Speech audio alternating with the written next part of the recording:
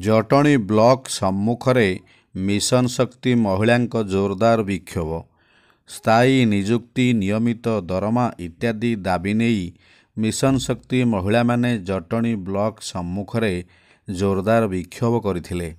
एही विक्षोभ आज अपराह्न 5 घंटिका समय शेष होइथिला।